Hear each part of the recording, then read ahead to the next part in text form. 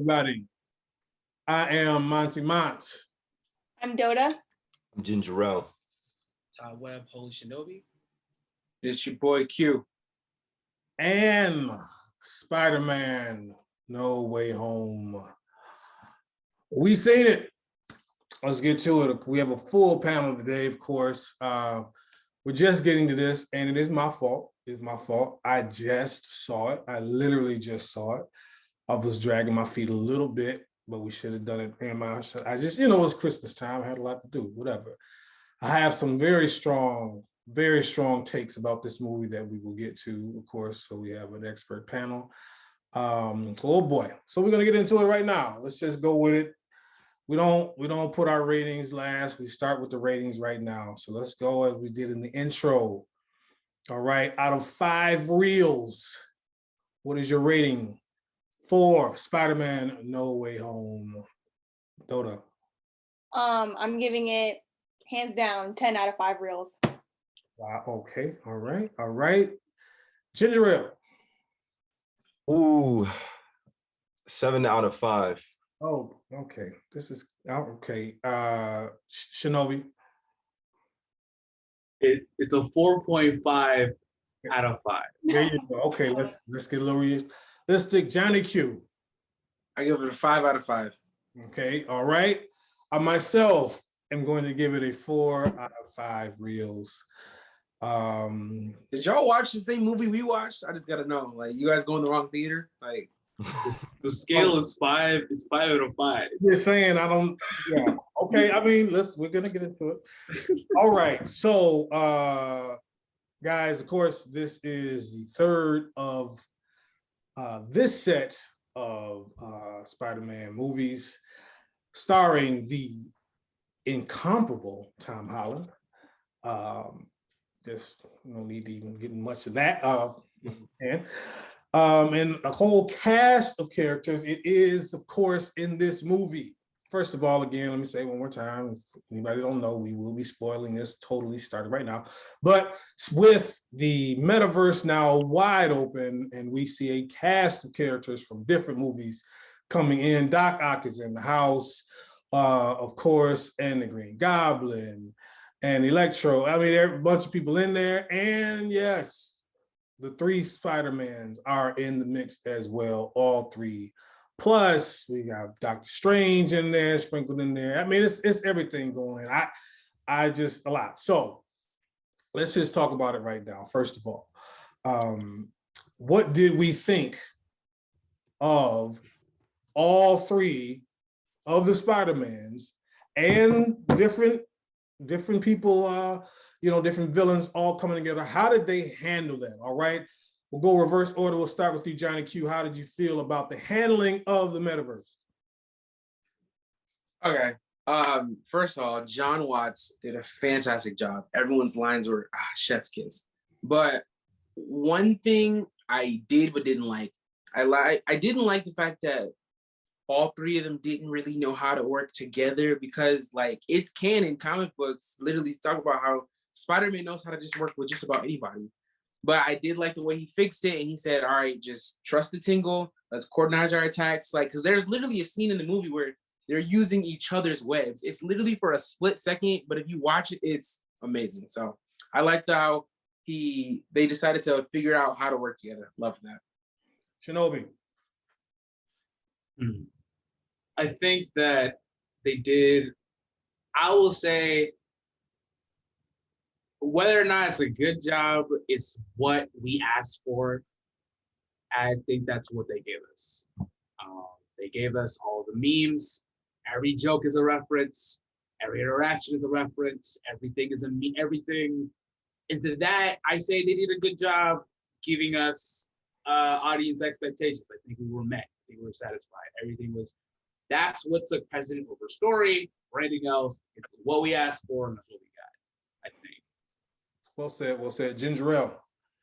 Yeah, so I think that they did a pretty decent job. I do regret that. I don't know. I feel like they should have played like their themes. I know this is nitpicking.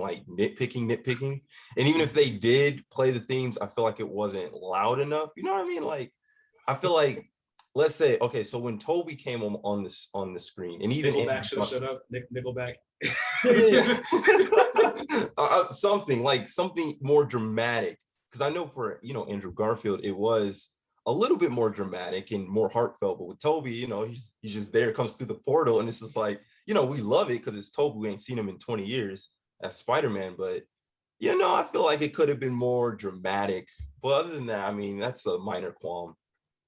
Okay, all right, Dota. Overall, the film was great. I only had one expectation, that was to see Toby. I did, so that was fulfilled already. But yeah, I think they really did a good job with incorporating the other Spider-Man without it like overriding like the film. I like how they took it from a little bit more of a darker perspective with Peter Parker, and how like when his Aunt May died, like we just saw a completely different Peter. And I really liked them taking it from that angle as well. Yeah, overall the film was really good. Yeah, I really enjoyed it. Okay, and okay, I'm trying to jump through something real quick and then go back to another thing. I felt, it was a lot of, I feel Marvel does a good job of juggling a lot of things at once. They'll have 14 Avengers and all this stuff in there, and they do a good job spreading the wealth, letting, everybody gets the ball, everybody gets to shoot the shot a little bit. I think Shinobi said we saw the meme, we saw the point, we saw that, and a couple different things that they gave us. I felt they were spreading a little bit too much, giving us a little bit too much, but I thought it was well done.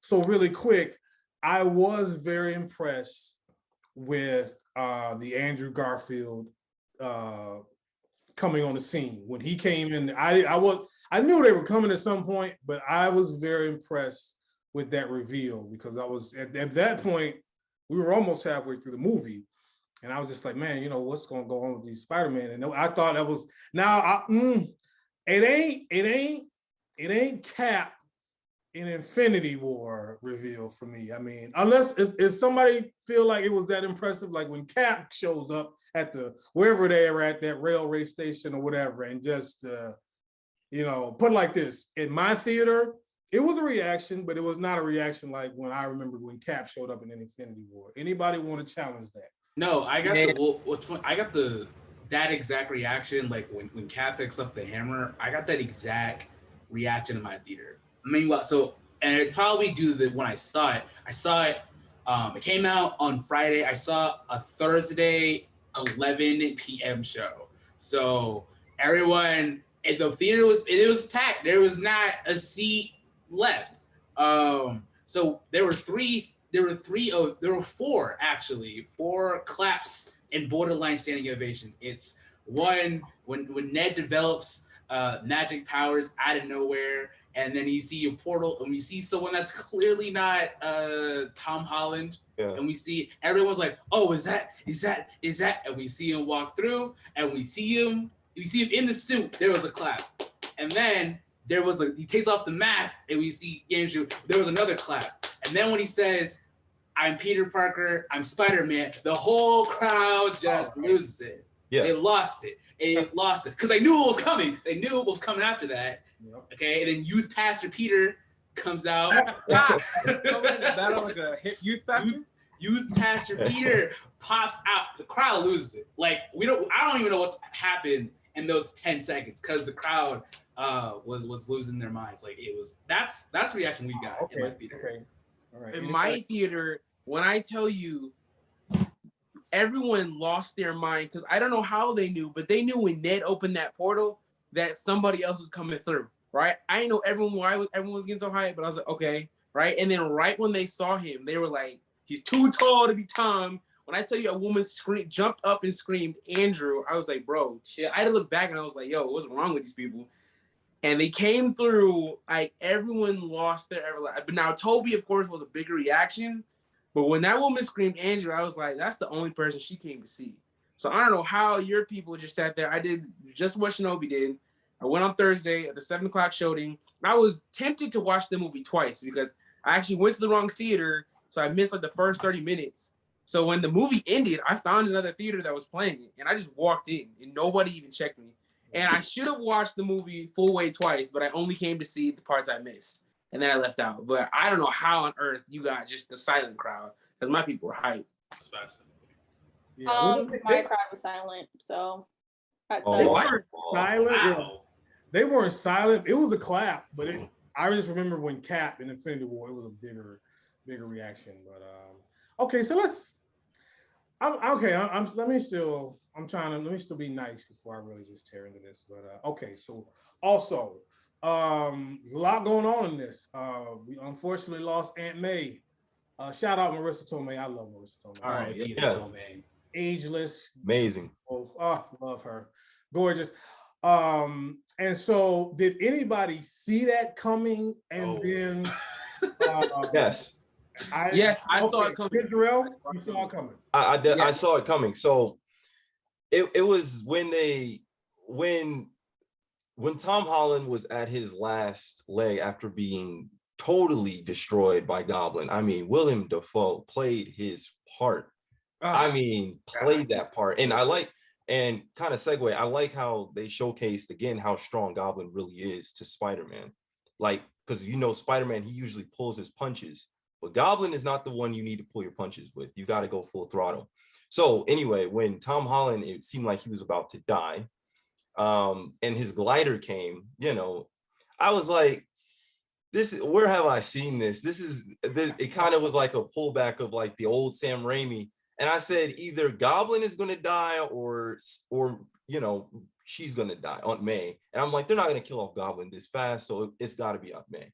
But I was kind of surprised, though, when she did get impaled by the glider, she immediately gets back up and starts greeting Peter. Right. But I guess that makes sense because of the, your adrenaline or whatever. But yeah, I saw it coming. It wasn't a surprise. A little bit. When she kept being in the scene as the fight was going and running, I just figured at some point he was going to grab the bag or whatever. So I didn't see that really coming. And then, like you say, but once she got hit with it, even though she jumped up, I was like, this probably is not good. Anybody else?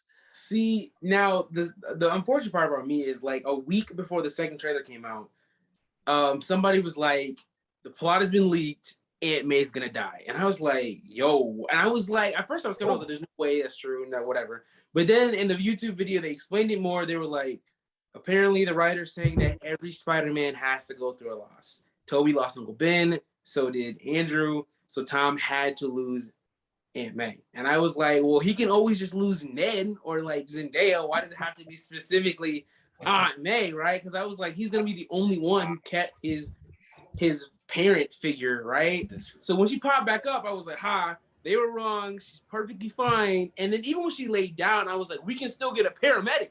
Like, she's not dead yet.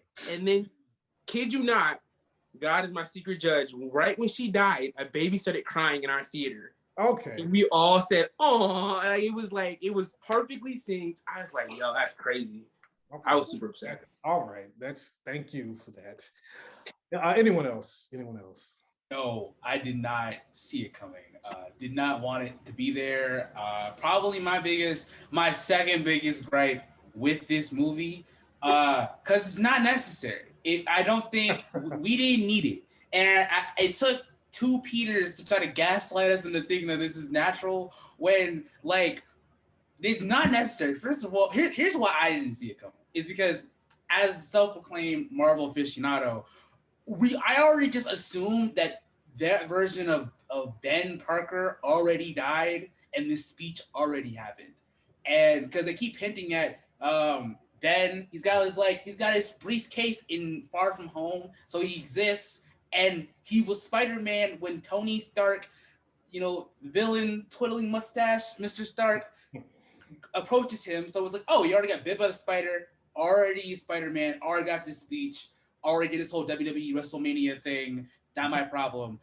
The assumption is that already happened. And even if it didn't happen, Tony Stark then came to him and gave like probably the worst version of the great power comes great responsibility speech in all time. And then he died twice. He died, okay? So I'm thinking, oh, this is like the Ben moment 4 different times. So to just kill Aunt May just felt like unnecessary. It was just mean. And the thing is, and this is my biggest gripe with his villains overall, none of Tom Holland's villains are his villains, right? They're all Tony Stark's villains. We've already discussed this. So it just felt mean that a guy from a different dimension has to then murder Aunt May, and then he's talking junk to Tom as if he's talking to Toby. He's like, "This is your fault, Peter. You're always like this, Peter. We just met. That's a good point. We took you to the shelter. We took you to the shelter and gave you a vaccine, and you're gaslighting me. Like, this is something we know each other." That's a good Yeah. point. But you have to remember what he said. Goblin said he's been watching behind Osborn's eyes. It's been a day. It's been less than 24 hours. He was at the shelter. Hey, wait, so they met at 6 a.m. and by 10 p.m. my man had already said he had You're always like this, Peter. That's actually, yeah, well said, well said. Dota, any comment on that? I did not see it coming, and the reason why is because like we didn't, like when she died, I didn't even cry because it was like we didn't really get that much time with her for me to get emotional. Like she was super duper young, like she wasn't even like the old Aunt May. So it was like, what was the point of I'm sorry. Movies, you know this woman is 57 years old. She's just saying like she was never on the verge of death. Like she was like right, like she wasn't like, okay, we're ready for her to go. Like had an active dating life, but happy. Like she was doing things. Exactly. Okay? You know, so I love the fact that they brought that joke back of the summer fling between so unnecessary. I love that. No, No, man, the joke had a perfect amount. The movie had a perfect amount. What was it for? Anyway, I'm sorry. I'm butting into people's conversation. Well, okay, yeah. It's a good point. I mean, it did seem a little gratuitous. I loved Aunt May. I was like, wow, okay, man, that's crazy. But yeah, it was. Okay, so now let's really now Ben judicious. First of all, let's get into it now. So is everybody here fine with Ned just no, okay, no, absolutely okay. Here's why I'm okay with it, right? No. Here's why I'm okay with it. Because one, listen, because it was a spoiler. They were said prior, right? They had said apparently it was supposed to be a movie, but they cut it out. Ned was actually, you saw how he wore, like, he was supposed to have his own scene with Benedict Cumberbatch, right? Jacob and Benedict were supposed to have their own scene where they talk about magic, but they took it out, right? But they replaced it with him having the sling ring. Can I interject? So that's great. Can I interject? Grandma told him he was magical. I don't stop it. Weakest go. I want to say something. So as much as I love the film, that part did not make sense. Do you know how long it took Doctor Strange to learn that? Thank you. My man, he almost died. My man crushed his hand, texting and driving. There were people already working for years to perfect this clown opening portals, like you said, in the quicker time than the Goblin got to the and turned on Spiderman. Like what? But that's why he didn't close it. Here's why it's even weaker than you guys think. He didn't even attempt to do it. He just willed it. I wish I could see Peter. I wish I could see Peter. And then a portal. He didn't even attempt. That's why I thought. Here's what I thought for most of the time until the fight on the Statue of Liberty, that it was Doctor Strange opening those portals, and it was just a coincidence he was saying that. Because to me, this is just like a very upset Doctor Strange in the crevices of the Grand Canyon trying to open a portal to get home, and he's doing that by accident. Because there's no way that Ned can master magic in less than because he didn't even attempt to. He didn't even he was like, whoa, a portal. Let me put on the ring and try. It doesn't make any sense. It's not because Doctor Strange comes out of a portal like, yo, did you all do all this? So I'm like, so they're telling us that Ned actually is a master of the mystical arts. Like, wow. Just guys. Okay. Yes, guys. And real quick. So again, are we also okay with Spider-Man getting that much of an advantage over Doctor Strange? No. No. Yes. I'm tired of this entire Spider-Man. I'm tired of this Spider-Man franchise. Time out. See, Shinobi, I don't want you because we didn't give this movie 10 out of 5 reels. I need to hear from the 10 out of 5. Yeah, all right, that's fair. Go ahead. Don't on you. It's on you. Johnny Q just gave us that terrible, watered down explanation for Ned. I want to hear now the Doctor Strange from the 10 out of 5s and the 9 out of 5 people. I'm gonna let Dota go first. She was the one who said Listen, 10. okay. Come on. Let's say 10 out of 5. Okay. Because I was watching like a whole bunch of, well, not a whole bunch, just YouTube videos about explaining like Easter eggs and whatnot. And apparently he's able to do that, right? Because of his Spidey sense. Now, that, I mean, I don't know if that explains how he can just, I mean, his soul was knocked out of his body and he was already like moving it around. I don't know. But I give it a 10 out of 5 because of Toby. I mean, everything else. Oh God, yeah, get out of here. exactly, Oh. exactly. We're coming to Toby. We ain't even there yet, but I just okay, Johnny Q, please just explain us. Absolutely, I got you. Everybody get their wizard patch. Everybody in this movie getting a wizard patch.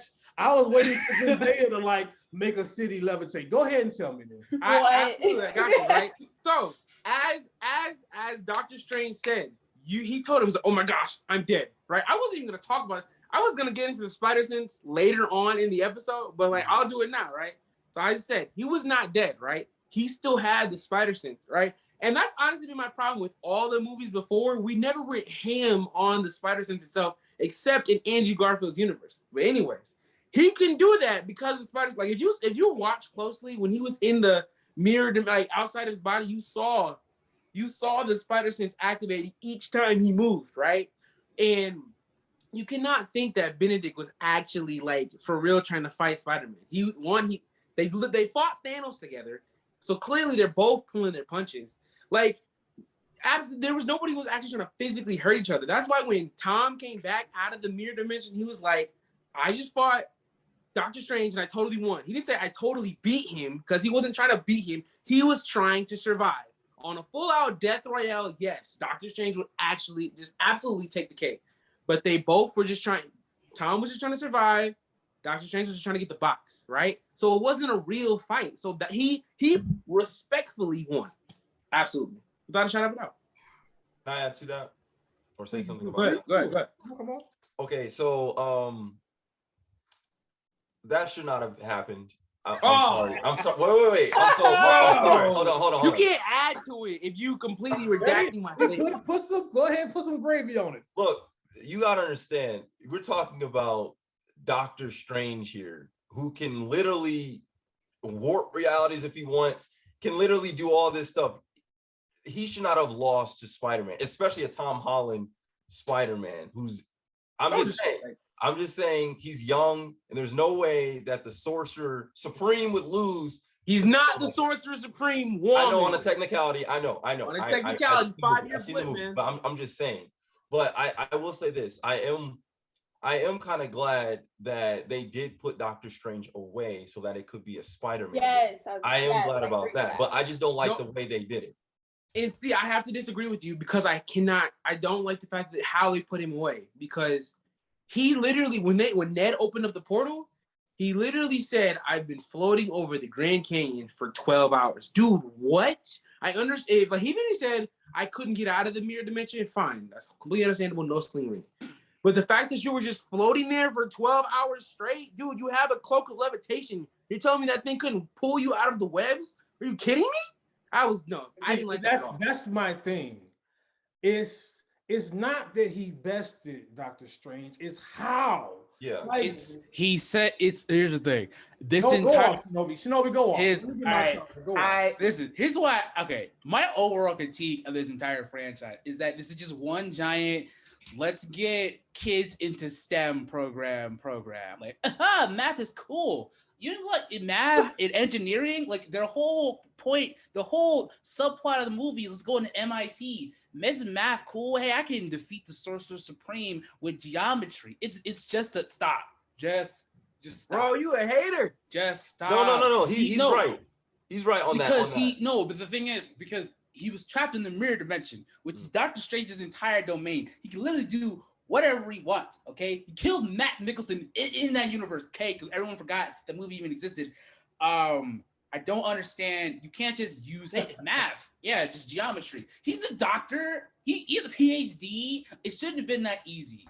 That's all I'm saying. It should not have been. And then the disrespect of like the force push, the soul punch, it's supposed to mean something. The fact that you can't just negate that. If Bruce Banner got hit with that thing and he was out. You're telling me he's got more juice than Bruce Banner? Okay. Oh, okay. Oh, yes, I can say that. I can say yes, he can, because here's why.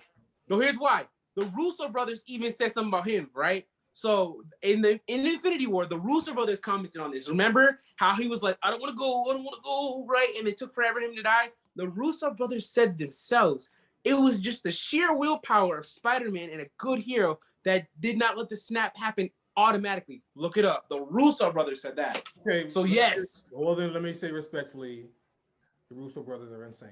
Okay, you willpower. Let's keep it pushing. Let's keep it pushing. Willpower. I got one more thing. He got more willpower than T'Challa. Stop it. Oh God, y'all crazy. Don't do that. No. Marvel. I don't. If the Russos said that, I'll rock with the Russos. I'm done with the episode. Willpower. Marvel has a pattern of OPing characters in certain movies for no reason, and then depowering them. Okay, well, let's get to that. Another kind of issue I had, and Gingerelle, you brought this up. I mean, man, Green Goblin came smacking folk in the mouth hard. Like, wow. I was a little. I'm like, is he this? Like, a lot of juice. Laying waste to mud, killed, ain't made, just tearing, stop, drop, shut him down, open up shop. But then I felt like at the end, Tom just handled him and folded him up. Like, I just felt there wasn't really a balance in how they showed the fighting, because again, I was really taken aback. Even I said to myself, like, man, they got Green Goblin just mastered. But then at the end fight, it wasn't even much of a fight. Like, Tom just came at him, and then Garfield saved him. Did anybody else have a problem with that? Did anybody? I mean, the first part, because the first time he was more so holding back, like you stated earlier, he was basically holding back because it's an older man, number one. Number two, he saw him in the shelter and how deranged he was. So it wasn't like he was trying to straight up kill the guy, because he's obviously has mental issues. So he was like, more so I feel like he was trying to save him at that point than try to kill him.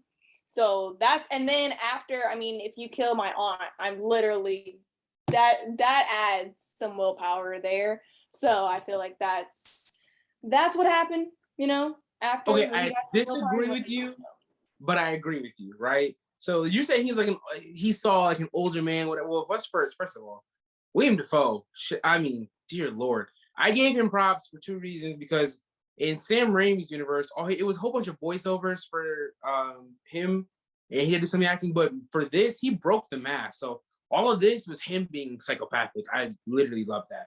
But literally, I don't know, because some of the stuff in the movie, when they first fought, we had never seen Tom do. Like when he webbed up the ceiling to pull him up, just to web back down to throw him through the ground, we had never seen Tom Holland do something like that, right? And I would say, yeah, he is. I thought the reason why Goblin wasn't fighting so hard at the Statue of Liberty was purely to break Spider-Man. I felt like he wanted him to kill. I felt like William wanted Tom to kill him so he could be mentally broken. Because even when there was no point of William stabbing Toby in the back. There was no point at that point, because it's not like he stabbed him, then got up and punched Tom. He stabbed him and just looked. I felt like he was purposely not fighting as hard to break the mantle, the figurehead Spider-Man psyche. Could be. I mean, I got no answers for it. Anybody got an answer? Anybody else? I don't have an answer. But I mean, I'll use kind of what Dakota said. So yeah, he was holding back to a certain degree, but I feel like he snapped. If you remember on that hotel room, like Spider-Man snapped. That's when he lunged at him and was beating him in the face. And you know what Willem Dafoe did? He laughed, like the Joker. So I feel like at that point, he was not holding back, but he just could not overpower him at that point. But towards the end, I do feel like it was a balance issue. Like you had Willem Dafoe. I know they wanted Spider-Man to get his revenge and all, but if you look back at Sam Raimi's films, where it was Tobey Maguire versus Green Goblin. I mean, it was a bloody fight to the end. Like there was no, it took like, I think and Willem Dafoe said something like, I'm gonna kill MJ or something like that. That's when he like eventually snapped, but it was at a breaking point at that time. It wasn't like, I don't know, Tobey was picking a fight at that point. That was Tobey really just, turning on the aggressive side a little bit after he was just defending and then he started, aggressing. But I feel like it was a balance issue, definitely. Like all of a But sudden, also, the movie would have gone on for too long if they would have just because he's fighting several villains at this point. So to fight each one for a lengthy amount of time because they're strong, like the movie just would have, I don't know. So I feel like they had to do it that way. I see. Could be. I mean, I was again, maybe I was just so surprised how Goblin just came heavy early. Yeah.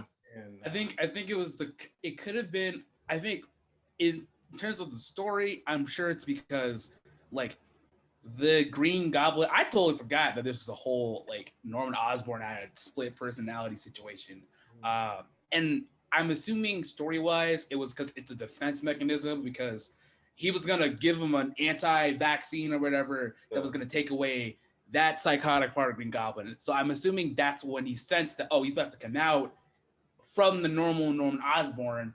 I think narratively, I think it was to balance out like how Tom Holland up until that point was just straight up embarrassing most of these villains. Like Toby was on the ropes with Doc Ock in his movie, but Tom Holland literally paired up his legs like they were like a Bluetooth speaker, like and just like it was just casually like so I think it was a counteract. Like it was too easy because Stark Tech was doing a bit too much magic. Yeah. Right? It was like, Stark Tech, easy, fix you, and we're gonna fix you too. Here's an arc reactor. Okay, Stark Tech can fix everything. And I think that was a moment. No, we're coming with Sam Raimi hands here and a Marvel consequences, right? But these are Sam Raimi rules. Because remember, they all teleport at the time they almost died. So this is like peak Green Goblin before he gets impaled with the glider. He's on that kind of energy when he pops maybe so. Okay, so that leads me into this. All right. I'm just gonna tell you guys right now, I hated the plot. I hated the plot of we're going to give all these guys rehab, baby. Rehab thing who were villains, and I hated it. Like I was like Doctor Strange, like, yo, are you good? Hope is back and kill these dudes. What is this charity mission for villains that we're doing now? Like this whole home for bad. I'm sorry, y'all. Like that's why it's not getting a 5 out of 5.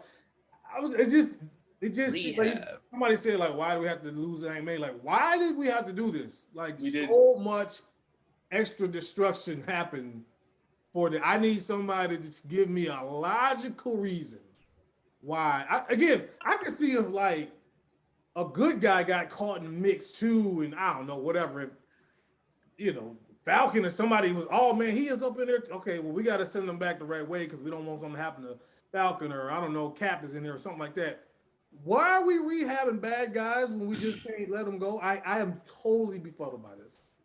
Okay, I can't say this is logical, but like, my opinion is that Tom and Andrew didn't want their people to die. Like, quite literally, Toby just jumped. I said Tom, Toby.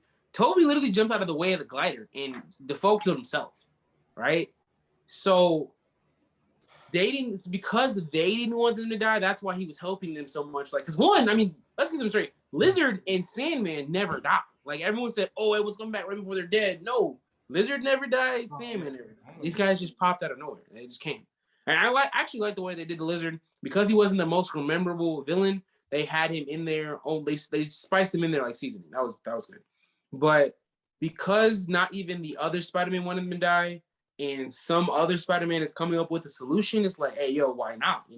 If they're, I mean, that's literally that's like what superhero, not 101 because that's apparently save the citizens, but like it's common sense for a superhero. Try to save anybody at all costs. So if you can save the bad guys, like Jamie Foxx, which I loved his writing. I mean, whoever wrote his script was hilarious.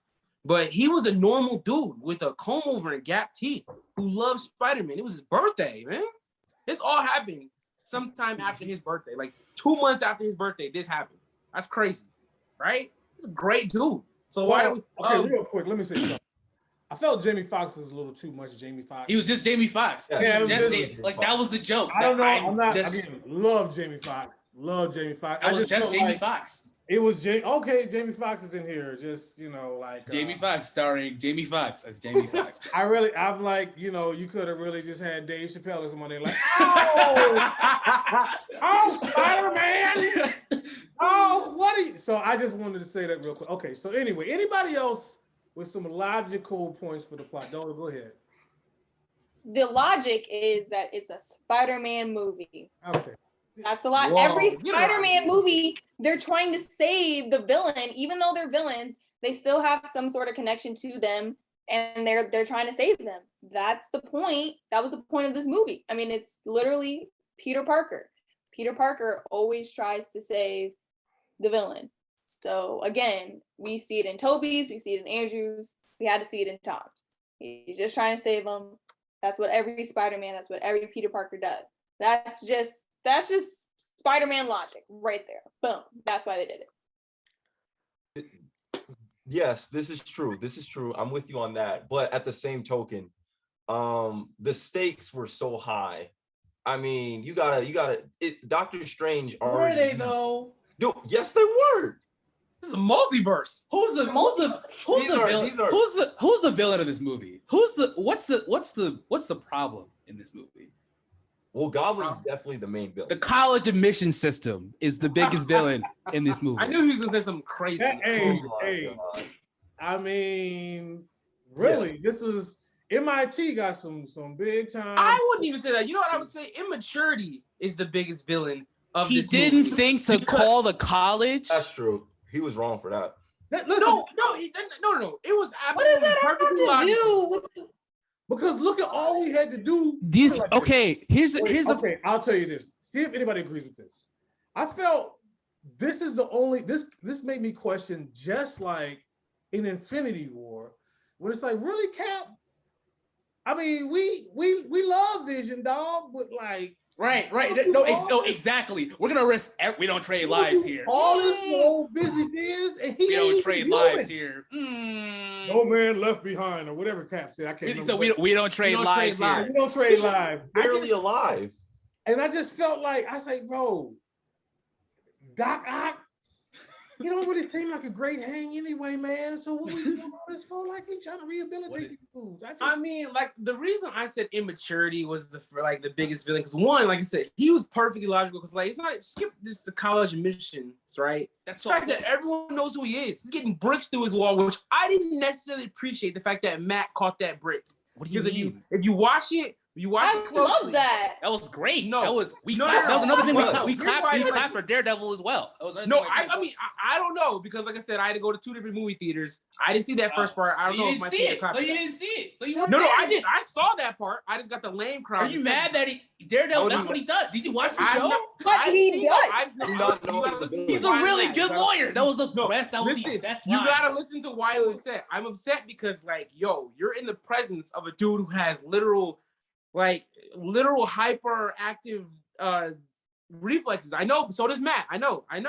But the fact remains, to keep the fact that you're blind, you should have just because their hands lifted up at the He same was time. on the No, other side. The brick was coming at Matt. Yeah, it was. He was Yeah, on it the was other coming side no, of the both table. their hands lifted up. It was like, John, they both were their on. hands No, but Daredevil, Matt Murdock is sitting behind the window. Like, yes, I behind know. the window. The brick Yes. is coming at. If he didn't catch it, he would have got hit with the brick. And How? His hand was past his body. he like caught this. it. He was caught it not like behind. this. No, it was like this. He No, caught it like this. these. It was in front of him. It was in front of him. Guarantee it was in front of him. No. Guaranteed. No, it wasn't.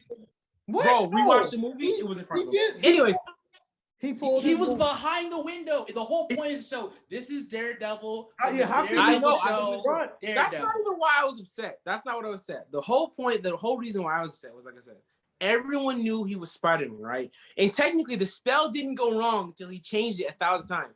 right? Because first Zendaya got to know, then Jacob got to know, then Aunt May got to know.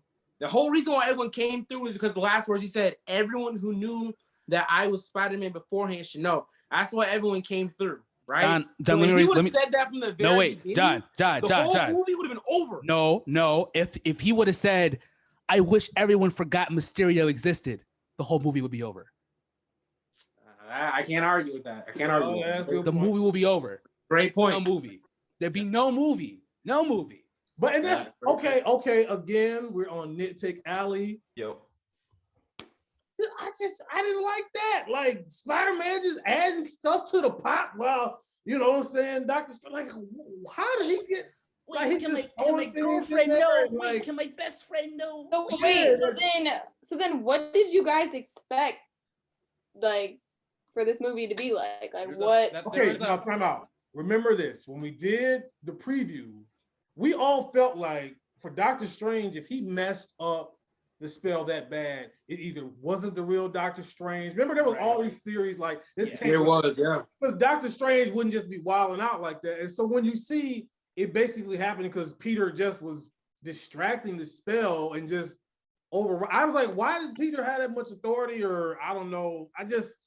That didn't really, that's not a big nitpick for me, but I was just like, okay. But I mean, you know, I didn't think that was a strong enough step to base everything on just because Peter, you know what I'm saying? Like he can want everything he wants, you know, ponies and ice creams and stuff, but that don't mean you're going to get it. But to be like, man, I couldn't do it just because you was saying all this extra stuff and we got messed up a little bit. That was a little shaky for me.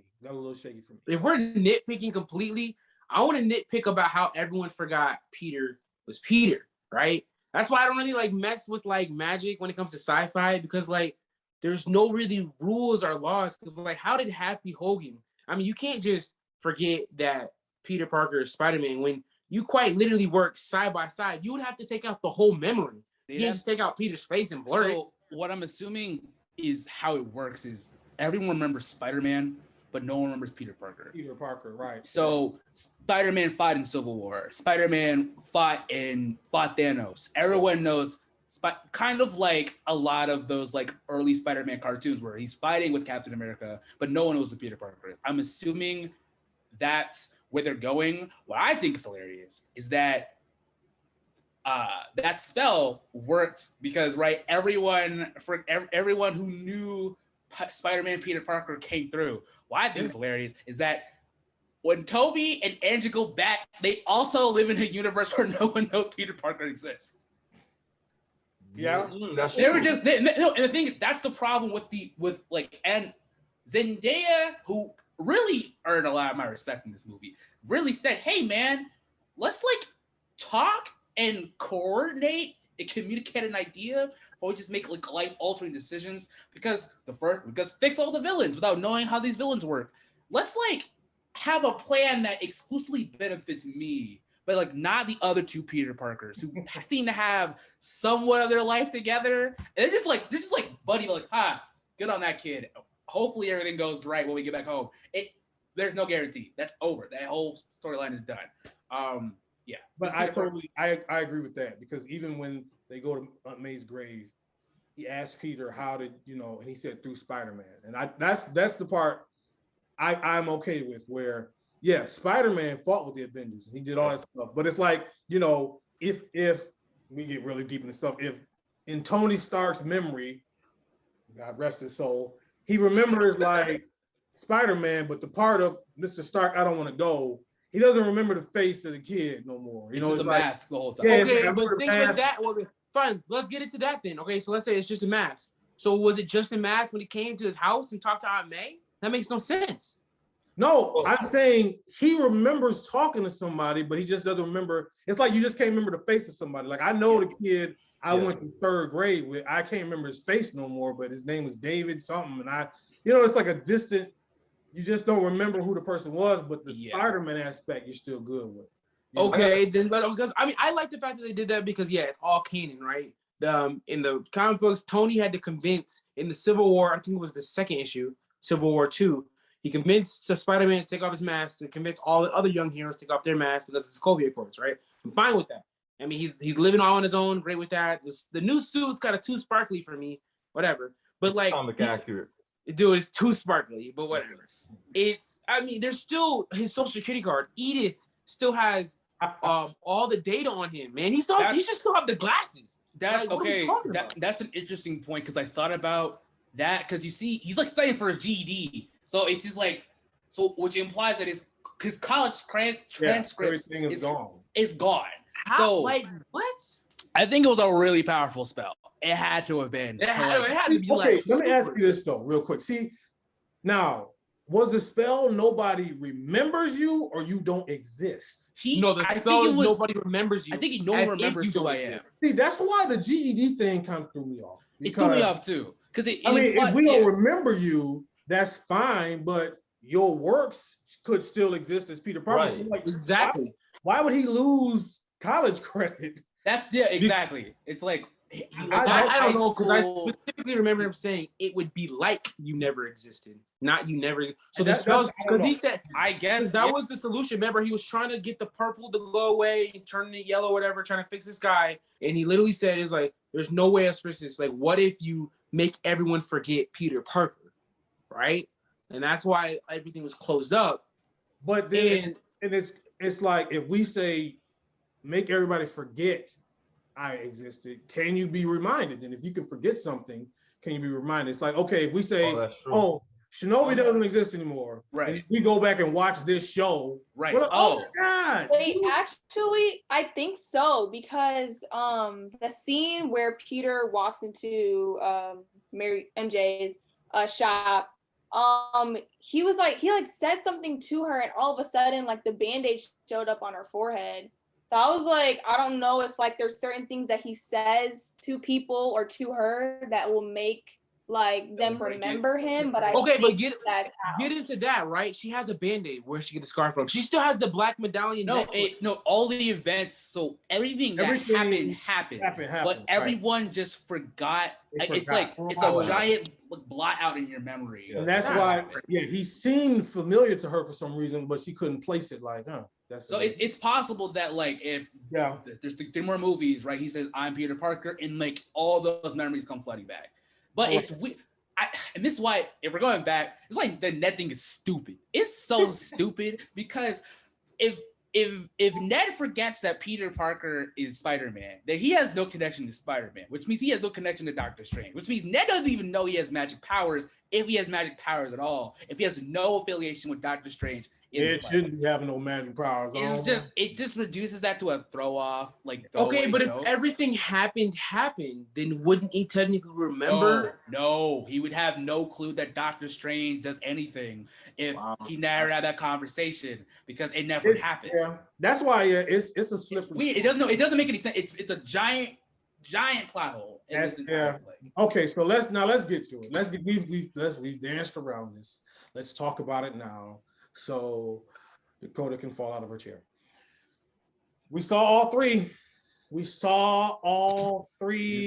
three things on the screen together, and not for no 5 minutes either, y'all. That was crazy. Probably the last third of the movie, maybe even 2/5 of the movie was all 3 guys together. We've already talked about they alluded to some references, dropped some things in there, Toby's back and Andrew Garfield with Gwen and all of these things, and how do you shoot your webs and all that stuff. Okay, let me just say it now. I mean, again, it was fine, it was nice. To see non-charismatic Andrew Garfield and 61-year-old Tobey Maguire. Like that. I mean, when I tell you, man came in with a couple wrinkles. I wasn't old man. He came in with, as Tobey Maguire walked into Here I Am to Worship for his youth.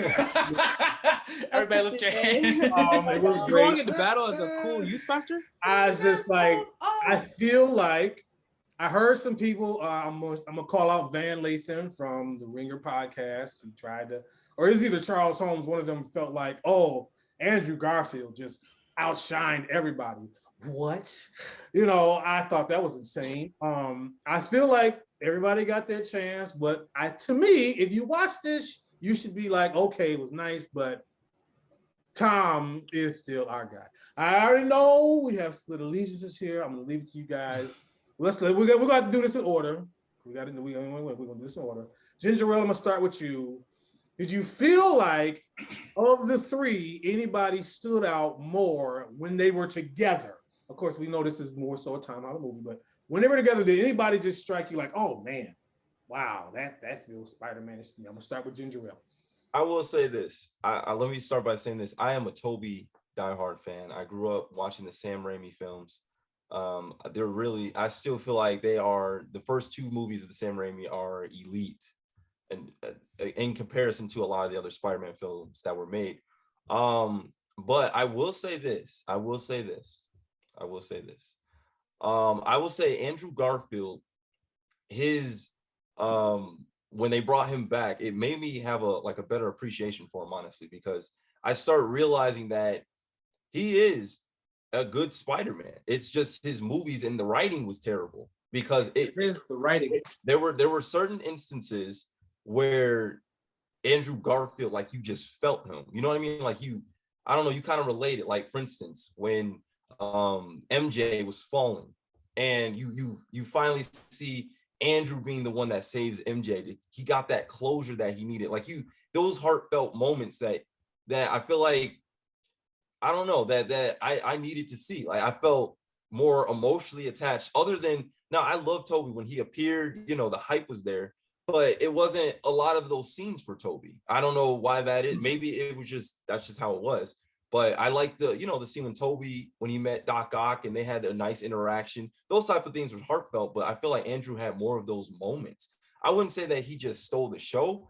I would say that I just have more of an appreciation for him that I didn't have before. I feel like Tom Holland did excellent. Honestly, I think this is the best acting we've seen from him as Spider-Man, to be honest. Like, you felt him all the way through, you know, being helpless, having to actually be a hero without the help of Iron Man, without the help of Doctor Strange. Like, he had to step up. It felt like a Spider-Man movie for once. It's like I seen something on Twitter. It was like they did the Spider-Man movies in reverse, the MCU Spider-Man movies. That's what like, I finally it's a Spider-Man movie. The other two felt like an Iron Man or I don't know, like an Avengers movie. Wait a minute, Iron Man 1. I mean, Spider-Man 1. He was only in there. They literally clocked it for 10 minutes. How was it a Iron Man movie? No, I mean, I felt like what he's saying is, like, it's the Spider-Man trilogy. It's in like a reverse order. You get all the fantastical team ups, right? All the we go to space, and I'm teaming up with Iron Man and Captain America. That stuff should happen later. We are reduced to square one. Right. Randy's doing the first. Right. Peter Parker. Well, right. I would say that's well said, Ginger Ale, because again, usually you lose the loved one in the first movie. Yeah. And then he lost. It was, and I'm gonna agree.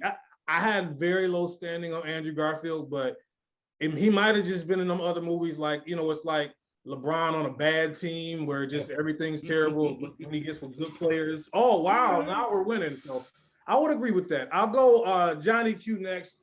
Your assessment, did any of the guys stand out while they were together? I've been waiting about this part of the episode, right? Because like Monty and Dota know out of the three, none of them are my favorite Spider-Man. My favorite Spider-Man will always be Drake Bell. Portrayed that excellently. Oh my God. No, dude, you cannot deny that. Don't even get me started. Let him go. Don't get him started. Please don't. Don't get me into that. Don't. We won't. Great. Anyways, like I said, I said it earlier in the episode. I really do like the fact that we finally got to go in on the spider sense, right? Because we hinted to it in Andrew Garfield's movie. It was kind of talked about in Far From Home. It was not talked about at all in Homecoming, right? We got it. I mean, like, literally, you saw, like, Tom, I would say he portrayed the spider sense the best, because you literally saw him making the formula, and, like, it just clicked that something's wrong. And he had to walk, even though the danger was technically right beside him, he had to walk around and feel it, because it didn't pop out yet until he realized that, wait a minute, it's right there. It's William Dafoe. It's not William Dafoe anymore. It's the Goblin, right? I liked how, because that's what the spider sense did. It showed him there's danger. It didn't necessarily say where or when or how, when it was going to happen. I loved that.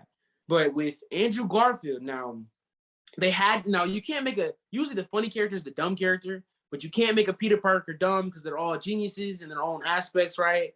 So because like even Andrew Garfield came out talking about how, oh my gosh, the multiverse is real and all this extra stuff and and it's like what? I'm like, all right, that's great, whatever.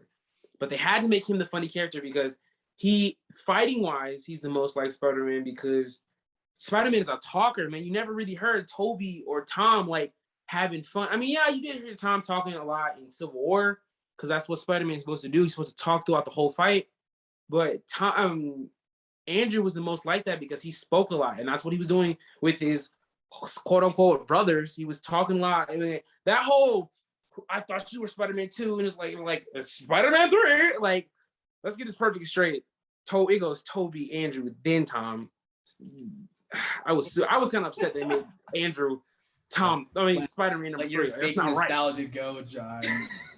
It's not right. And like you even saw him look confused, like, I'm not Spider 2. He's like, dude, yes, you literally are. It's perfect, right? But in the Amazing Spider-Man, it was just a lot of bad writing, right? He's always been a great actor. Like, literally look him up in anything else. He's a great actor. It's just bad writing and all. Like, why is Peter Parker riding a skateboard? What? Peter Parker's not cool. Like, what are we doing? So I wouldn't say anybody was outstanding, so great, so amazing. Like, everyone did what they should. I mean, well, no, that's I will. William Dafoe, absolutely. But everyone besides him, everyone else pulled their weight in this movie. Now, I don't like how when Toby and Andrew met, like Toby just knew that wasn't their Spider-Man. He was like, wait, you're not theirs. And then they webbed each other up. I don't like that. I did like how he won the fight when he webbed up his web shooters. That was cool. But I didn't like the fact that he just knew that was just not their Spider-Man. But overall, they all did a great job. No one did so great. And I liked how they truly brought out like Spider-Man in this movie. All right, we'll go with Shinobi. Your assessment, sir. Honestly, I definitely enjoyed, I would say, Andrew Garfield the most when they're all on screen. You love a good underdog, and clearly the movie is very meta, right? The entire thing, everything is fan service, and they know that Amazing Spider-Man is kind of in that it's got a love it or hate it kind of crowd, right? People really love Toby's stuff. People really love Tom's stuff, but there's always, you love it or you hate it. So they knew that. So they played him as, I'm the underdog. Oh man, all I fought was, I only fought the Rhino. I'm not as cool as you guys. And yeah, it was like, I always had a soft spot for Andrew, but this one made me he's really cool. This is a really cool iteration of Peter Parker. And you gotta remember, John, because you said it, he's a skater kid in the Amazing Spider-Man universe because there was no other distinction in that time period. At that point, skater kids were like annoying. They were the outcasts. They were the social outcasts. You couldn't be a nerd because nerds were cool around that time. What wasn't cool was being a skater. When Peter Parker, Tobey Maguire, you could just be a nerd around that time. That was also not socially acceptable. Tom Holland, nerds are superstars. Everyone's a nerd. Being a nerd couldn't cut it. So they had to find something that made him stand out. And at that point, everyone hated skaters. You're skating everywhere. Yada, yada, yada, yada. That's why they made him a skater kid. Everything else is just like, you're just a regular guy. So make a long story short, I definitely enjoyed Andrew the most on screen. Youth Pastor Peter is good. I mean, but let's be honest, it was Tobey Maguire. It's Tobey Maguire. If you remember, if you go watch the movies, his Peter Parker is famous for that very distinct folk speech pattern he has. He made that up. They made that up for the movies. He doesn't talk like that normally. I can't even replicate it, right? He doesn't talk like that in this movie. He's just Tobey Maguire. I walked on stage. We got 4 hours to shoot. Let's do it. CGI, no CGI. Let's get it in.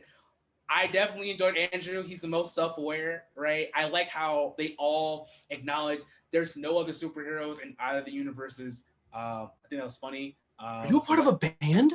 The web shooter joke. I was waiting for the web shooter joke. I'm glad they got to it. Everybody busted the web shooters. What's a web shooter? How does that even work? Yeah. they took a lot of time with those guys. They just gave the fans all of that. Like, absolutely. y'all gonna get all the references, everything you want. So you can't be upset with that. Okay, we'll go now to the biggest Tobey Maguire apologist on this. Save her for last intentionally. Let's get your take on the three, please. In terms of like, was there one that like the whole time kind of like stood out in front of the others? I feel like they were able to play it in well. I do agree that Andrew was talking a lot. I didn't appreciate that because I wanted to hear Tobey more. But wow. I honestly will say that I've never heard of a pro Tobey. No, first of all, what I didn't appreciate was how they scared me. It's pizza time, everyone. He got stabbed in the back, and I thought he was gonna die. And I was like, "You don't have the jurisdiction to do that. You cannot kill him." And then he was like, "I've been stabbed 4 times." And then I felt good.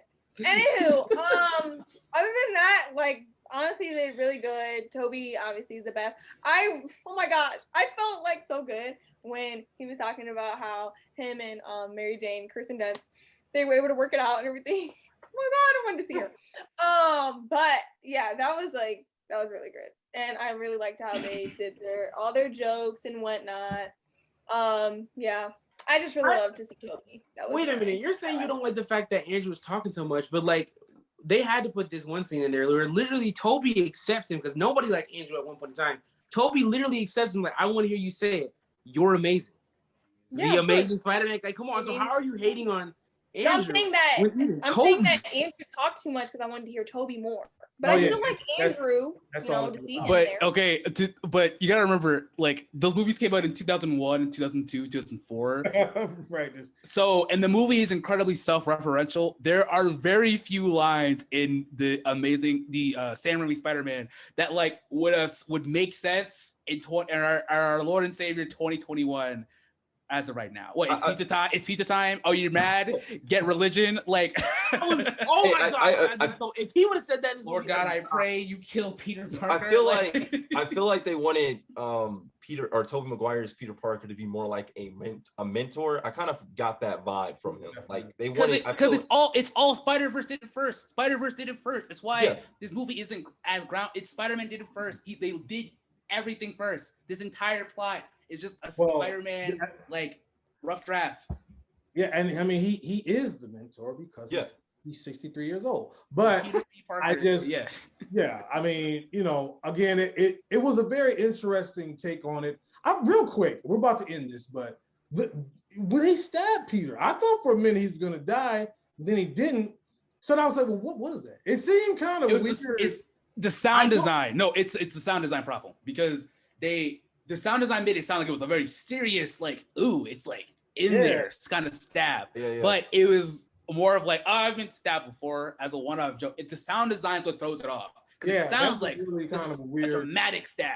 Oh yeah. And if you remember when they were being flashed back, the blade didn't go through his entire body because there's no exit at all. And I was like, wait, did he even get hurt? But I was like, oh yeah, I mean, I guess it just only went through his back. It's a sound design problem. Maybe it was. Okay, so as we end up, the movie goes through it, and of course, we lose Aunt May. I know what I did appreciate very quickly. We lost Aunt May, but Peter went to a dark place where he did not start dancing through the streets of New York. Leave alone. Listen, hey. Billy Tom did not appear. I will say though,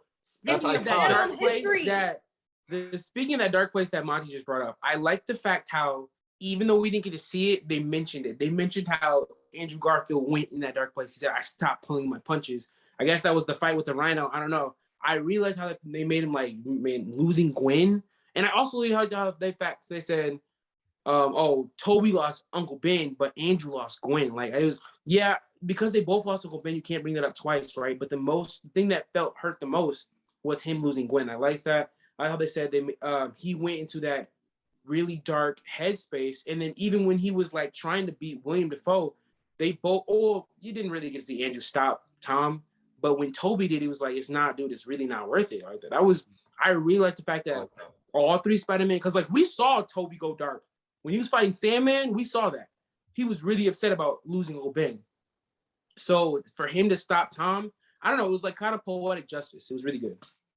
Yeah. So, toward the end, of course, he's now just in a very undescript apartment. It's like he's just starting his life over again. So I'll ask you this, and I guess we can add, I don't know. Let me just ask. So where are we going now with Spider-Man next? Because he's very much alone by himself. Where do we see this going? We'll go in reverse order now. So, Dota, your thoughts on where we will go for the next Spider-Man?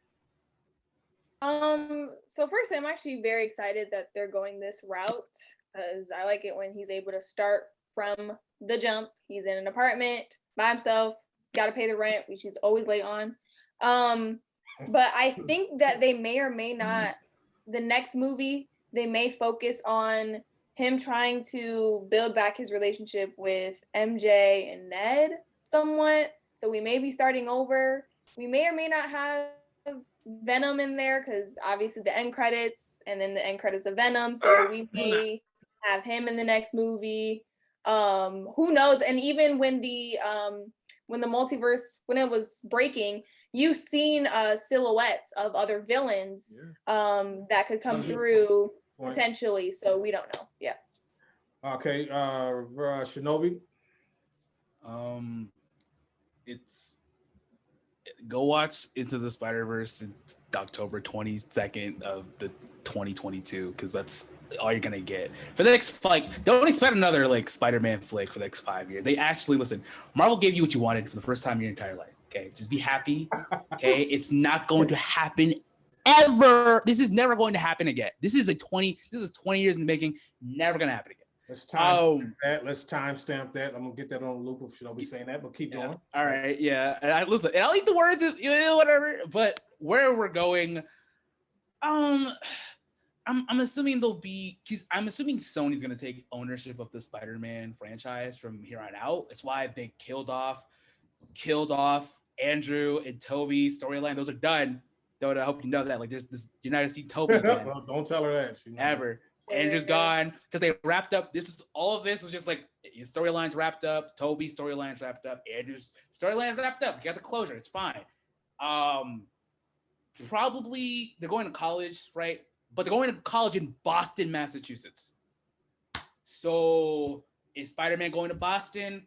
Probably not. So I think that Zendaya and Ned are probably going to be out the picture for a while. It's just going to be a very Spider-Man-esque story. Mark my words, the next one, you're going to see, I don't know, either Gwen Stacy or whatever. Some other love interest is going to be in Peter's life. Probably. Black Cat, Silver Sable, it's doesn't matter. Peter Parker is one with the ladies, and there's a revolving door of them. And yeah, because they're going. Remember, they're going away to Boston, Massachusetts, right, to go to MIT. So they're gone. They're out of New York. So that whole storyline's gone. I think probably gonna be some Venom stuff. Flash Thompson, he is in the movie still. He becomes Venom. He dyed his hair blonde, if you guys noticed, because he's in the comic books. Yeah. So probably a Venom thing, but it's not no more Spider-Man for a while. It's a multiverse, baby. We got interdimensional wars going on. This ain't just I don't know. Okay, all right. Johnny Q. I really am upset about that whole Venom thing because if everybody was sent back, that means even the symbiote should have been sent back. So why was there a smudge left on the counter? That makes no sense. That symbiote should have went back with Tom Hardy. I didn't like that at all. So if I do see anything Venom, I'm personally gonna be upset because you broke your own laws that you set up in the movie. Everybody went back. So, and I mean, I am a little hurt that it wasn't Eddie didn't stay for this because honestly, I don't know what they're doing over there in the Venom world. It's really weird, man. It's man. We already did the episode on that. Anyways, I agree with Shinobi. We're not gonna see them for a grip. I mean, honestly, the next thing I saw was Spider-Man freshman year, and that doesn't even have an official date. So I don't know what that's gonna be about. It's a cartoon. Oh, okay. There we go. Boom. Into the Across Spider-Verse. That's gonna be pretty interesting. I don't know where we're gonna go from here. But all I know is it's going to be a very, I think they're going, because like every other Spider-Man thing was kind of loosely based off of one comic book. Like this one was loosely based off of One More Day. But I feel like we're going heavy hitting on Spider-Man stuff because like there's no more tech. There's just it's a crystally blue suit that he made with his own two hands. Nobody knows him. He has to be able to pay rent and go to college. It's really Peter Parker. Oh, he has to, oh, I can't wait to see the Daily Bugle thing. I hope they bring that back. Him going to trying to get money for the Daily Bugle. I want that to come back. That was enjoyable to watch. That was. All right, Ginger Ale. So I'll say this. I can see it. I know what Holy Shinobi said about the multiverse for Toby being closed. I can understand why they'll do that. But Andrew Garfield, I don't know, man. There is a petition right now to have Andrew Garfield. You go to the Amazing Spider-Man 3? Yes, I saw that. There is a strong petition for that. I saw that. There is. Why? They said that he I saw that too. Yeah. Really? They said that he did so good that they want him to have a third movie, and I'm seeing it everywhere. It's not even just like the thing popped up on my feed. There's like, do you want to petition? Yeah. What do we don't need that. We want this, right? We don't need it. But if they do go down that route, it could kind of make sense because again, the multiverse is a thing now. Oh, the Doctor story's Strange- over. Let it die. Wait. The multiverse is a thing now. And because this is a thing, they could technically do that. Now, I don't think, is it probable that it will go in that direction? No, but it is interesting to discuss. I mean, they're thinking of maybe Venom will be in his verse. And they're thinking, all these different scenarios. Why? I know those are all like in the clouds. But how realistically, how I think it's gonna go, I feel like they're going to. I honestly think they're going to make a Miles Morales movie. Yes. I don't know when, but it's been talked about in too many MCU movies. In No Way Home, even Jamie Foxx was like, "You're from Queens. I'm surprised you're not black." Like that whole pun. He's gotta be Black Spider-Man somewhere. So I feel like that's the direction that they might actually go in right now. I feel like they might even take a break from Tom Holland Spider-Man just for a little bit and kind of have Miles Morales to bring about another maybe multiversal type of situation where there's Miles Morales and Tom Holland Spider-Man. But see, if you get into the multiverse thing, right, you have to include Loki season 2. You have to include Multiverse of Madness with Doctor Strange and Wanda, right? So like, how are you really supposed to do all that? Like, honestly, we got our first commercial for Multiverse of Madness at the end of this movie. That was amazing. Yeah, it was. That was actually really great. Of course, and we saw Miss Wanda. Terrace. Well, no, and that's a great way to end this because I kind of do like Ginger Ale's idea with the Miles Morales thing. My issue with the Andrew Garfield thing is this. I put it like this. Marvel, there is at some point kind of a paint the train as it goes sort of thing where, okay, yes, this is good, all that, but overall, there is a plan. Yeah. And they've got way too many TV shows that have to somehow kind of connect a little bit, too many things in the air to just start throwing extra stuff in. I think the Andrew Garfield thing, look, do a petition. I mean, I don't think it's like the Snyder Cut. That's a whole different. They have to do a huge change. They have to do a huge change to that. I feel like they kind of know there's some leeway, but I think that would be too much for them. But it's going to be interesting to see. I think definitely the whole thing of MJ and Ned going to Boston and things like that. It does make a clean palette for him and somebody else to come in. The Venom part is there. I mean, we saw it. I don't know what that means. They're probably gonna find a loophole for that. But I honestly think that there is kind of an overall plan because again, the Avengers as we know them are done. Yep. So they do have to cultivate something because don't think this is the last time from the Avengers that we're gonna see a bunch of these guys in a movie. There's way too much money. They're slowly let's cultivate. They got so many shows coming out, She-Hulk and all so many shows we got to hit to Hawkeye. Right. And so the basis of the TV shows is let's generate new characters that people want to see together on the big screen. And let's kind of slowly. So where Spider-Man fits, he will be in it some kind of way. We don't know for sure, but It'll be interesting. If I had to put my money on it, I would say definitely we'll see Miles Morales for sure. And like that, it's been alluded to too much, and they even took time to say it in this movie. So, guys, this is our longest, biggest show ever, but it was for the biggest movie of 2021 for sure, Spider-Man. So, shout out to all those involved. We appreciate it, guys. We will be back again 2022. It's coming up, a lot of things coming in. Good. I'm going to actually spend this week and leading the new year catching up on Hawkeye. So we might give you a Hawkeye as well, because I have not seen any yet. I was gonna wait till it's done. Yes, we will get to Hawkeye. I'm about to pop it in now. I heard Toby's in it too. That's Sorry, I already. So shout out to that. He's not in that. What are we talking about? Oh, you said Toby. I didn't hear that part. All right. God, Lord, yes, I hope the Toby people are happy and they can get out of here, get out of my life. But we will be back. You know what to do, man. This is the We Seen It podcast, Mighty Sharp Network. Please be blessed and stay sharp.